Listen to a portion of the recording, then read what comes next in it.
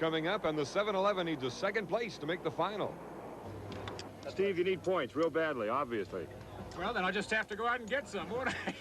Glad to see you got in the right boat. Yeah, well, you know, I got the colors mixed up, you know. Go get them. Thank you, buddy. Reynolds was referring to the fact that himself, along with Cropfeld, switched boats momentarily. A couple of surprised owners, too. Here are the boats for Heat 2B. And as they come down the main straightaway, you see 4 boats running. And it's the Budweiser on the inside. Good position for Jim Cropfeld. The 7-Eleven in there with the rest of the fleet. And here we go with Heat 2B, the last preliminary heat before we go into the final.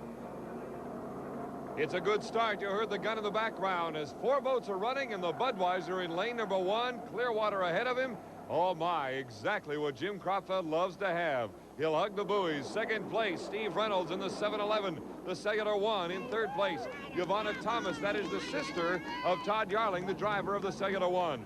Mike Hansen in the U-100. The generic boat we have called it today, having fun with it, but more frustration for Mike Hansen and company. Fred Leland, the owner of the boat out of Seattle.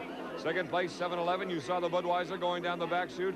And Cropfeld is simply running away from the whole student body. Third place, Cellular 1. We'll get a time on Cropfeld. He is really picking him up and laying him down. Look at the tail wobble back and forth. That gives you some idea of the stress this boat is going through as it goes around the west turn. A lot of air under the boat. A lot of waves pounding these sponsons. The 7-Eleven, a very forgiving boat around the turns. But you can see it is still a rocky ride for these boys sitting in front of the engine. Let's get a time now of speed on the Budweiser turbine. My goodness, 138.95 miles per hour, almost 140 miles per hour for the Budweiser and Jim Cropfeld. Cropfeld, many times member of the APBA Hall of Champions. He's done it as an unlimited driver as well. Bernie Little, the man on the left, Billy Siebold, driver of the Bud Light Champ boat. He is really one of the top drivers in the business in that class of boat. There is no question about it. A great driver, great boat builder, too. And a good friend of the man in the cockpit of this boat. Jim Cropfeld out of Cincinnati, Ohio. Siebold out of St. Louis. A couple of Midwestern boys that know how to drive boats. That's putting it mildly.